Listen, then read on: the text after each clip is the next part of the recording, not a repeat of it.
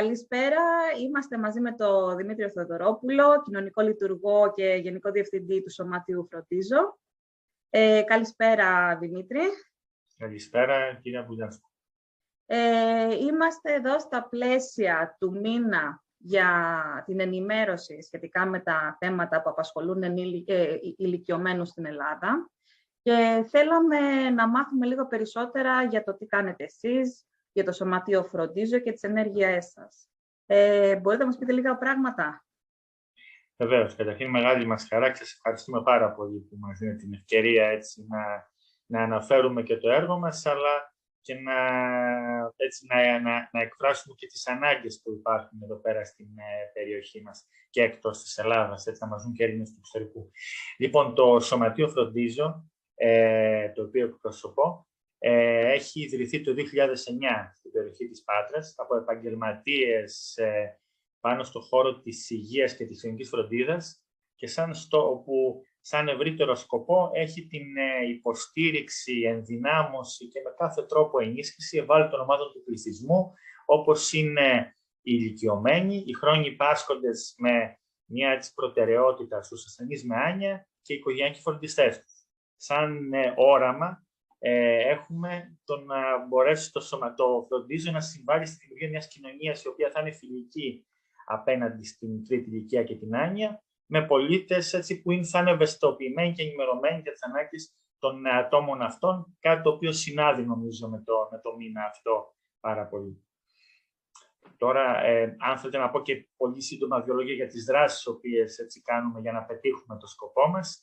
Καταρχήν, από το 2015 έχουμε ξεκινήσει τα προγράμματα κατοίκων παρέμβασης σε οικογένειες που φροντίζουν άτομα με άνοια στην περιοχή της Πάτρας και των κοντινών περιοχών, που θα αναφερθούμε πιο εκτενώς αργότερα. Από το 2020 λειτουργούμε την πρώτη εξειδικευμένη δομή για την άνοια, το Κέντρο Ημέρας για ασθενείς με άνοια στην Πάτρα, που είναι η πρώτη δομή όχι μόνο στην Πάτρα, αλλά και στην περιφέρεια Δυτικής Ελλάδας. Πολύ συχνά κάνουμε κύκλους σεμιναρίων οι οποίες αφορούν είτε επαγγελματίες είτε οικογενειακούς φροντιστές ηλικιωμένων και χρονίως πασχόντων πάνω σε θέματα διαχείρισης φροντίδας και προσπαθούμε όσο γίνεται να υλοποιούμε σε συνεργασία και με άλλους φορείς από διάφορους τομείς δράσεις ευαισθητοποίησης στην κοινότητα, ώστε να ενημερωθεί και ο γενικός πληθυσμός πέραν από αυτή την ομάδα στόχο, να μπορέσουμε να ανοιχτούμε και προς την κοινωνία, να κατανοήσει τα ζητήματα σε σχέση με την τρίτη ηλικία, αλλά και με όλες τις παθήσεις που συνάδουν έτσι με αυτήν, όπως είναι και η άνοια. Ωραία. Και με ποιες ανάγκες της τρίτης ηλικίας ασχολείται περισσότερο το Φροντίζω και ποια είναι η κατάσταση σήμερα στην Ελλάδα και για τα άτομα που αντιμετωπίζουν έτσι, προβλήματα στην τρίτη ηλικία? Έχουμε βάλει ως μια στρατηγική προτεραιότητα τα τελευταία χρόνια την άνοια, δηλαδή έχουμε ασχοληθεί πιο εξειδικευμένα. Για ποιο λόγο είναι αυτό? Γενικότερα, όπως και εσείς θα γνωρίζετε, πολλές χώρες γυράσκουν πλέον, ιδιαίτερα του αναπτυγμένου κόσμου. Και συγκεκριμένα η Ελλάδα έχει, δεν μπορώ να το πω προνόμιο, αλλά βρίσκεται σε μία από τις πρώτες θέσεις, όπου έχει περίπου 20% αυτή τη στιγμή του πληθυσμού, είναι άνω των 65 ετών, κάτι που προβλέπεται να αυξηθεί τα επόμενα χρόνια. Αναλογικά, επειδή η άνοια είναι μια ασθένεια που εμφανίζεται στους ανθρώπους άνω των 65 κυρίως και είναι μια σοβαρή νευροεκφυλιστική πάθηση, για όσους την ξέρουν, αφορά ένα μεγάλο κομμάτι αυτού του πληθυσμού. Υπολογίζεται σύμφωνα με τις τελευταίες έρευνες ότι περίπου 200.000 ασθενείς με άνοια υπάρχουν στη χώρα μας και σε αυτούς αναλογούν περίπου 1 με 2 μέλη της οικογένειας που έχουν λάβει το φορτίο της φροντίδας των ατόμων αυτών. Οπότε γενικά, χοντρικά μπορούμε να πούμε ότι περισσότερο από 600.000 άτομα βρίσκονται μέσα σε αυτό το πρόβλημα. Εάν συνυπολογίσουμε ότι αυτοί οι οποίοι είναι οι φροντιστές, τα μέλη της οικογένειας, σπαταλάνε περίπου 6 ώρες την ημέρα για τη φροντίδα, και αν αυτό το φέρουμε σε αντιπαραβολή ότι και με τις ώρες που μπορεί να εργάζονται, μπορεί να ασχολούνται με τα παιδιά τους, μπορεί να ασχολούνται με άλλες οικογενειακές υποθέσεις, κάνει ιδιαίτερα δυσβάσταχτο το αντικείμενο της φροντίδας και καθώς πρέπει να κατανοήσουμε ότι και παραδοσιακά στην Ελλάδα οι περισσότεροι ηλικιωμένοι ευρύτερα ασθενείς με άνοια, όπου ένα περίπου ποσοστό 89% παραμένει και λαμβάνει φροντίδα σπίτι του. Οπότε εμείς, έχοντας εντοπίσει το 2015 τις ανάγκες αυτές, αλλά τότε και την έλλειψη δομών στην περιοχή μας που να μπορεί να υποστηρίξει τους ανθρώπους αυτούς, που ασφαλώς επιτελούν τρομακτικό έργο και το κάνουν με τον καλύτερο δυνατό τρόπο, αλλά δεν έχουν γεννηθεί για αυτό, δεν ήταν προετοιμασμένοι για κάτι τέτοιο. Οπότε, βλέποντας το αυτό, αποφασίσαμε να φτιάξουμε ένα πρόγραμμα, την κατοίκον παρέμβαση στην άνοια, για να μπορέσουμε να συμβάλλουμε στη βελτίωση της ποιότητας ζωής τόσο των ασθενών, όσο και των οικογενειών. Και τι υπηρεσίες παρέχει το κατοίκον παρέμβαση στην άνοια πρόγραμμα? Το συγκεκριμένο πρόγραμμα λειτουργεί σε εξάμηνους κύκλους, οπότε μέσω ανοιχτής πρόσκλησης μπορεί να κάνουν αίτηση άτομα από τον Δήμο Πατρέων και τις κοντινές περιοχές και να ενταχθούν για 6 μήνες στις υπηρεσίες μας. Στα πλαίσια αυτού του εξαμήνου, οι επαγγελματίες μας, οι οποίοι αποτελούνται από κοινωνικό λειτουργό, ψυχολόγο, φυσιοθεραπευτή και νοσηλευτή, υλοποιούν κατοίκον επισκέψεις 2 φορές τη βδομάδα, μία επίσκεψη νοητικής ενδυνάμωσης, δηλαδή δουλεύουμε με τον ασθενή με στυλό και χαρτί, διαβάζουμε, κάνουμε δημιουργική απασχόληση, και μία επίσκεψη η οποία αφορά γυμναστική, σωματική ενδυνάμωση. Και παράλληλα εκπαιδεύουμε το μέλος της οικογένειας να μπορέσει μετά το πέρας του εξαμήνου να συνεχίσει αυτό να εφαρμόζει αυτές τις υπηρεσίες. Παράλληλα είναι και ο νοσηλευτής, ο οποίος πάει ένα δεκαήμερο επισκέπτεται κάθε σπίτι και ασχολείται με θέματα που έχουν να κάνουν πιο πολύ υγείας του ασθενή, όπως είναι η πρόληψη των κατακλήσεων, η πρόληψη των πτώσεων, η φροντίδα της προσωπικής υγιεινής, αλλά παράλληλα με τον ασθενή να δώσει οδηγίες και στο φροντιστή, γιατί βλέπουμε ότι και μέλη της οικογένειας σε πολλές περιπτώσεις παραμελούν την προσωπική τους υγεία λόγω και της φροντίδας, οπότε και ο νοσηλευτής ασχολείται και με αυτούς παράλληλα για να τους βοηθήσει να τους έχουμε και αυτούς υγιείς, να μπορούν να είναι σωστοί απέναντι στη φροντίδα και να μην επιβαρύνονται ακόμα περισσότερο. Και το σημαντικό είναι ότι μαζί με τον πυλώνα, όπως σας είπα, των ασθενών, γενικά προσπαθούμε να εντάσσουμε πέρα από την πρακτική καθοδήγηση που κάνουμε στους φροντιστές στα σπίτια, υλοποιούμε και κύκλους σεμιναρίων 2 φορές το χρόνο κατά τη διάρκεια των εξαμηνίων κύκλων, όπου όλα αυτά τα θέματα που τα εξηγούμε και κατοίκων τα κάνουμε και συνολικά ξανά με την συνδρομή πολλών επαγγελματιών από την περιοχή μας, αλλά και καταξιωμένων άλλων επαγγελματιών πάνω στον τομέα από όλη την άνοια, όπου δίνουν μια ολοκληρωμένη γνώση στα μέλη των οικογενειών, και με αυτόν τον τρόπο επιτυγχάνεται και η βιωσιμότητα, το sustainability δηλαδή της δράσης μετά το πέρας του εξαμήνου, γιατί νιώθουν πια πιο έτοιμοι οι φροντιστές για να ανταποκριθούν στο έργο της φροντίδας πλέον. Και πάνω σε αυτό που είπατε τώρα για τη βιωσιμότητα και για το πώς συνεχίζετε μετά, εφόσον έχετε εκπαιδεύσει τους φροντιστές, πώς μπορούν έτσι να συντηρήσουν τα καλά αποτελέσματα, θέλετε να μας πείτε λίγο για τα αποτελέσματα που έχετε δει μέσα από την εφαρμογή του προγράμματος? Βεβαίως, είναι πολύ σημαντικά τα αποτελέσματα, τα οποία τα έχουμε καταγράψει, γιατί έτσι κι αλλιώς χρησιμοποιούμε συγκεκριμένα εργαλεία επιστημονικά πριν και μετά την παρέμβαση. Αυτό το οποίο έχουμε δει από το σύνολο της παρέμβασης είναι ότι καταρχήν στους ίδιους τους ασθενείς επιτυγχάνεται η βελτίωση της κοινωνικοποίησής τους, γιατί σε πολλές περιπτώσεις ήταν αποσυρμένοι, δεν κάναν πολλά πράγματα πλέον, οπότε τους βλέπουν να είναι πάλι πιο ενεργοί, αποκτάνε πλέον μια ρουτίνα με δραστηριότητες που τους προκαλεί ευχαρίστηση, και αυτό είναι κάτι που μειώνει και τα συμπεριφορικά συμπτώματα. Τι εννοώ δηλαδή? Ότι σε πολλές περιπτώσεις βλέπουμε στην άνοια να υπάρχει αϊπνία, ευερεθιστότητα, αυτή η περιπλάνηση του ατόμου, επιθετικότητα. Οπότε αν ενταχθεί, βλέπουμε σε αυτόν τον τρόπο των παρεμβάσεων και εντάξει κάποιες δραστηριότητες, τον βοηθάει να είναι και πιο ήρεμος, και αυτό έχει και σημαντικό προφανώς αντίκτυπο στον φροντιστή, που από την άλλη μεριά στους φροντιστές, και εκεί είναι πάρα πολύ σημαντικό, γιατί οι μελέτες έχουν δείξει ότι οι άνθρωποι αυτοί βιώνουν πολύ μεγάλη επιβάρυνση και πολλές φορές συναισθήματα κατάθλιψης και έντονου άγχους, βλέπουμε ότι μειώνονται αυτή η αίσθηση, η γνώση ότι είναι πιο ικανοί πλέον να προσφέρουν, βλέπουμε ότι τους βοηθάει να ανταποκριθούν πλέον καλύτερα, να νιώθουν, είναι πάντα και υποκειμενικό, αλλά βιώνουν με καλύτερο τρόπο την κατάσταση αυτή, κατανοούν, αυτό βλέπουμε μετά το πέρας, τώρα ξέρουν τι είναι η άνοια και πώς πρέπει να διαχειρίζονται και να αντιμετωπίζουν τις συμπεριφορές του δικού τους ανθρώπου και μαζί με αυτό συμβάλλουμε στο να βελτιωθεί και η σχέση μέσα στην οικογένεια. Γιατί έχουμε και πολλές περιπτώσεις που έχουμε ένα φροντιστή που έχει επομιστεί πολύ μεγάλο βάρος, ένα μέλος της οικογένειας. Οπότε μέσω από αυτές τις παρέμβασεις βλέπουμε να βελτιώνεται η επικοινωνία, να συμβάλλουν και άλλα μέλη της οικογένειας που κατανοούν την έκταση του προβλήματος, αλλά έχει και το θάρρος και ο φροντιστής, αυτός που ασχολείται πιο πολλή ώρα, να εκφράσει την ανάγκη του αυτή.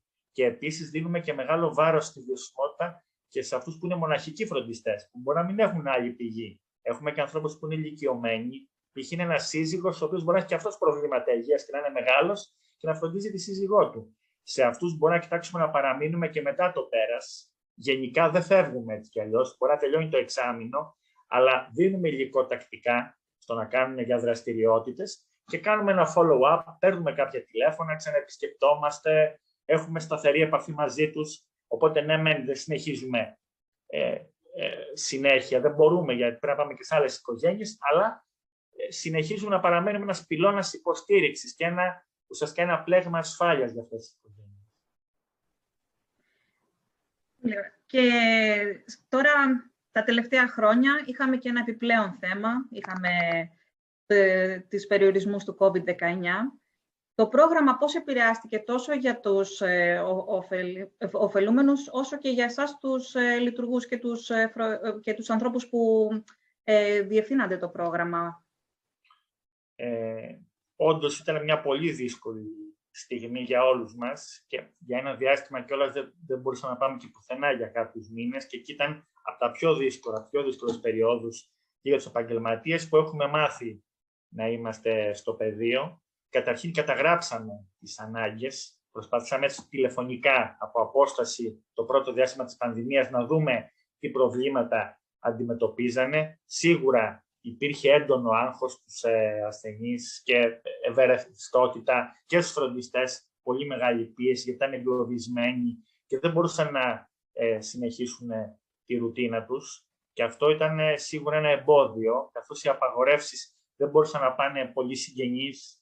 Πολλές φορές ήταν ένας φροντιστής μόνος του για πολύ καιρό μέσα στο σπίτι και αυτό επέδρασε σίγουρα αρνητικά στην ψυχολογία και τότε δεν υπήρχε και η διαδικασία ακόμα των εμβολίων μέχρι να φτάσουμε σε αυτό το επίπεδο.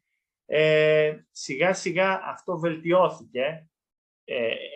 Το άγχος το μεγαλύτερο των επαγγελματιών ήταν ότι έπρεπε και εμείς να σκεφτούμε τις οικογένειές μας και τους εαυτούς μας. Έπρεπε από τη μία να προφυλάξουμε τους εαυτούς μας, αλλά από την άλλη δεν μπορούσαμε να μην ασχοληθούμε με τους ηλικιωμένους και μετά το ΜΕΑΝΙΑ, που ήταν από τις πιο ευάλωτες ομάδες την εποχή της πανδημίας, που ακόμα και σήμερα είναι, κακά τα ψέματα.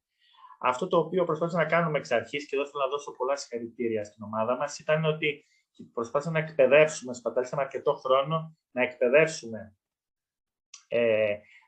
τις οικογένειες, αλλά και τα ίδια τα άτομα, στο να εξοικειωθούν πιο πολύ με την τεχνολογία. Καταρχήν, προσπαθούμε να τους εντάξουμε όσο μπορούμε. Δεν είναι το ίδιο εύκολο, αλλά σε έναν βαθμό τα καταφέραμε. Όλες αυτές τις υπηρεσίες που κάνουμε κατοίκων να τις υλοποιήσουμε σε έναν βαθμό και μέσω της τεχνολογίας. Κάναμε τη δικιά μας πλατφόρμα και προσπαθήσαμε να στέλνουμε και υλικό εξ αποστάσεως, φτιάξαμε και βίντεο και αυτό μας βοήθησε σε ένα διάστημα. Δεν σταματήσαμε βέβαια, πολύ γρήγορα συνεχίσαμε και τις κατοικών επισκέψεις, γιατί είναι κάτι σημαντικό να μπορεί κάποιος να μπαίνει στο σπίτι, έστω και μόνο πέρα από την παρέμβαση, για να νιώσει και η ψυχολογία πιο θετική του ανθρώπου απέναντι, να νιώσουν και οι οικογένειες ότι υπάρχει κάποιος που ενδιαφέρεται για αυτούς. Μέσω εφαρμογής ενός πολύ αυστηρού πρωτοκόλλου, τότε θυμάμαι είχαμε μάσκες, γάντια, προσωπίδες, κάναμε τεστ, ανοίγαμε πόρτες, παράθυρα, ακόμη και το χειμώνα. Αυτό λίγο βελτιώθηκε με τον καιρό, αλλά τα παιδιά ακολουθούν ένα πολύ αυστηρό πρωτόκολλο, όλη η ομάδα, για να μπορεί να είναι παρόν στις οικίες των ανθρώπων αυτών, και αυτό λειτουργήσε σε θετικό βαθμό, και παρότι είχαμε σημαντικά προβλήματα, έτσι κακά τα ψέματα, όλο αυτό έχει επιδράσει αρνητικά. Αυτά τα 2 χρόνια έχουμε χάσει πράγματα, αλλά μπορέσαμε και κρατήσαμε ένα επίπεδο, και νομίζω ότι μπορούμε να δούμε πιο στο το μέλλον. Παράλληλα, να πω κάτι στο κατοίκον πρόγραμμα, το διάστημα το τελευταίο προσθέσαμε και κοινωνικό φροντιστή, όπου θα μπορούσε να βοηθάει για εξωτερικές δουλειές, ψώνια, λογαριασμούς, κάποιες δουλειές δηλαδή που είναι απαραίτητες και δεν μπορούσε να βγει κάποιος από το σπίτι. Οπότε προσπαθήσαμε να προσαρμόσουμε και κομμάτι των υπηρεσιών πάνω στις ανάγκες που προκύπταν καθ' όλη τη διάρκεια και αλλάζανε συνέχεια, έτσι, και με την πανδημία. Είχαμε και πολύ διαφορετικές προσλαμβάνσεις από το τι γινόταν κάθε φορά. Μέχρι στιγμής το πρόγραμμα, τι αποτελέσματα, πόσους ωφελούμενους είχατε, τι ενέργειες έχετε κάνει, θέλετε να μας μιλήσετε λίγο γι' αυτό, να μας παρουσιάσετε κάτι? Βεβαίως, αν μπορώ θα μου δώσετε την ευκαιρία να δείξω και κάτι που θα είναι βοηθητικό. Εδώ έχουμε, σε αυτό το infographic, μπορείτε να δείτε συνολικά όσο μπορούμε, έτσι, γιατί δεν είναι εύκολο να αποτυπώσουμε όλο το εύρος του προγράμματος. Αυτά τα οποία έχουμε πετύχει στη διάρκεια των 7 χρόνων που διαρκεί το πρόγραμμα και που συνεχίζει, έτσι, καθώς μιλάμε. Καταρχήν, μιλούσα για τον αντίκτυπο, θέλω μαζί με αυτό να πω κάτι πολύ σημαντικό, ότι για να μπορέσουμε να υλοποιήσουμε το πρόγραμμα δεν θα το καταφέρναμε χωρίς να μας υποστηρίξουν κάποιοι. Για το συγκεκριμένο πρόγραμμα δεν έχουμε λάβει χρηματοδότηση από τον κρατικό προϋπολογισμό, αλλά έχουμε λάβει τεράστια υποστήριξη από κοινοφελείς φορείς, οι οποίοι είδανε την αξία της ανάγκης έτσι όπως την καταγράψαμε και κατανοήσανε τη σημασία της. Και θέλω να πω ένα μεγάλο ευχαριστώ στο ΤΥΜΑ Κοινοφελές Ίδρυμα, στο Ίδρυμα Σταύρος Νιάρχος και στο μη κερδοσκοπικό οργανισμό Δεσμό, οι οποίοι όλα αυτά τα χρόνια, όχι με τον ίδιο τρόπο, αλλά ο καθένας, ιδιαίτερα το ΤΥΜΑ, έχει καλύψει για 4 χρόνια το πρόγραμμα κατοίκων φροντίδας, για 2 χρόνια το Ίδρυμα Σταύρος Νιάρχος και για ένα διάστημα στην περίοδο της πανδημίας και ο Δεσμός, και μας έχουν βοηθήσει για να μπορέσουμε να το υλοποιήσουμε. Εδώ βλέπετε λοιπόν ότι σε αυτά τα 7 χρόνια 215 οικογένειες έχουν ενταχθεί στον εξαμηνιαίο κύκλο. Δηλαδή, κάθε μία από τις 215 αυτές οικογένειες που φροντίζουν άτομα με άνοια έχουν ενταχθεί για 6 μήνες στο πρόγραμμα κατοίκων παρέμβασης. Και το σύνολο των επισκέψεων του προσωπικού σε αυτές τις οικογένειες υπολογίζεται σε 7.321 επισκέψεις από τους επαγγελματίες μας κατοίκων. Έχουμε υλοποιήσει 9 κύκλους σεμιναρίων με θεματικές ακριβώς πάνω στην άνοια, όπου έχουν συμμετάσχει περισσότεροι από 322 φροντιστές. Πέρα από αυτούς που ήταν στις οικογένειες, υπήρχαν και άλλα δευτερογενή μέλη των οικογενειών, αλλά είχαμε και φροντιστές οι οποίοι δεν είχαν ενταχθεί στο κατοίκον πρόγραμμα για χύψη λόγους, αλλά θέλανε να εκπαιδευτούν. Οπότε καταφέραμε να εντάξουμε και σε αυτά τα σεμινάρια, τα οποία είναι περίπου 15 ώρες και περιλαμβάνουν μέσα όλες τις θεματικές που πρέπει να ξέρει ένας φροντιστής, από το από το τι είναι άνοια, πώς μπορεί να κατανοήσει καλύτερα τη συμπεριφορά ενός ατόμου με άνοια, τις υπηρεσίες που μπορούμε να παρέχουμε, γυμναστική, νοητική ενδυνάμωση, τα νομικά και κοινωνικά θέματα. Και όλα αυτά μαζί, νομίζω, έχουν δώσει ένα ισχυρό αποτύπωμα και μας έχουν βοηθήσει να έχουμε και αρκετό επιστημονικό υλικό, το οποίο να το παρουσιάζουμε ήδη και το καταγράφουμε και σε έρευνες, αλλά και σε συνέδρια, και είμαι ιδιαίτερα χαρούμενος που μπορούμε να το πάμε και πέρα από την Ελλάδα και να δείξουμε όλο αυτό το οποίο έχει γίνει, γιατί δεν είναι και εύκολο να εκφραστεί όλο αυτό, αν δεν το αποτυπώσουμε με νούμερα για να το μάθει κάποιος. Εξαιρετική δουλειά, πολύ σημαντικό το έργο. Και να κλείσουμε την πολύ ωραία μας συζήτηση και ενημερωτική συζήτησή μας. Πείτε μας τι άλλα προγράμματα προσφέρει το Σωματείο Φροντίζω, πέρα από την κατοίκον παρέμβαση για την άνοια. Ναι, όπως σας είπα, έχουμε την ευκαιρία να λειτουργούμε το πρώτο κέντρο ημέρας για άτομα με άνοια, μια πολύ σημαντική δομή όπου μπορεί κάποιος άνθρωπος να φέρει τον δικό του, το συγγενή, αν αντιμετωπίζει, αν έχει διαγνωστεί με άνοια, και να λάβει εκεί μέρος σε ομαδικά ή ατομικά θεραπευτικά προγράμματα. 2 φορές την εβδομάδα και να συμμετάσχει σε πολύ ενδιαφέρουσες δραστηριότητες. Ξεκινάνε από νοητική πάλι και σωματική ενδυνάμωση, αλλά περιλαμβάνουν θεραπείες μεσοτέχνης, λογοθεραπεία, φυσιοθεραπεία και έχουμε και τη σημαντική ιατρική παρακολούθηση, δηλαδή υπάρχει και γιατρός, το οποίο είναι πολύ σημαντικό για να παρακολουθήσει την υγεία αυτών των ανθρώπων. Επίσης, κατά καιρούς υλοποιούμε ευρωπαϊκά έργα τα οποία σχετίζονται με την εφαρμογή καινοτόμων, μπορώ να πω, τεχνολογιών, οι οποίες μπορούν να είναι χρήσιμες συνοδευτικά με όλα τα άλλα και σε άτομα τρίτης ηλικίας, αλλά και σε ανθρώπους με χρόνιες παθήσεις. Αυτό μπορεί να έχει να κάνει με ένα πρόγραμμα, π.χ. τώρα μπορώ να σου πω το κουμπί έκτακτης ανάγκης, το οποίο γίνεται σε συνεργασία με την περιφέρεια, το οποίο περιλαμβάνει κουμπί έκτακτης ανάγκης για να ειδοποιήσει ένας ηλικιωμένος ότι αντιμετωπίζει κάποιο πρόβλημα, κουμπί για την πτώση, για πρόληψη της πτώσης, καθώς και συσκευή εντοπισμού εάν χαθεί κάποιο άτομο, καθώς και άλλα προγράμματα που περιλαμβάνουν το πώς μπορεί να εκπαιδευτεί ένας φροντιστής για γυμναστική εξ αποστάσεως ή για την εφαρμογή πλατφόρμες εκπαιδευτικές, στις οποίες πλέον μπορούν να εκπαιδευτούν και επαγγελματίες φροντιστές. Έχουμε ξεκινήσει δηλαδή και μια πλατφόρμα e-learning διαδικτυακού μαθήματος, όπου πέραν από τους οικογενειακούς φροντιστές εστιάζουμε πια και σε επαγγελματίες αποδομές που θέλουν να εξοικειωθούν ακόμη περισσότερο με θέματα που έχουν να κάνουν με την τρίτη ηλικία και δίνουμε μεγάλη βάση, μιας και είναι ένας μήνας ευαισθητοποίησης για τους ηλικιωμένους και στο κομμάτι των δικαιωμάτων. Λειτουργούμε εδώ και 2 χρόνια το Γραφείο Συνηγορίας, το οποίο τι είναι μια δομή με επαγγελματίες, τελεχωμένοι, ψυχολόγο, κοινωνικό λειτουργό και νομικό και δίνει συμβουλές και καθοδήγηση σε ηλικιωμένους ασθενείς οι οποίοι αντιμετωπίζουν κάποια προβλήματα στην υγεία. Έτσι στα νοσοκομεία ή οπουδήποτε αλλού σε χώρους υγείας, όπου βλέπω ότι όπου είναι ένας τομέας που πολλές φορές παραβιάζουν τα δικαιώματα των ανθρώπων αυτών. Μπορεί να έχει να κάνει από κακοποίηση, από μεγάλη καθυστέρηση σε θέματα κοινωνικών παροχών, είτε ιατρικών ζητημάτων. Οπότε προσπαθούμε να παρέμβουμε και σε αυτό το τομέα, ο οποίος έχει μείνει λίγο πίσω. Δεν υπήρχε στα προτεραιότητα και προσπαθούμε να το αναπτύξουμε και το κομμάτι του advocacy.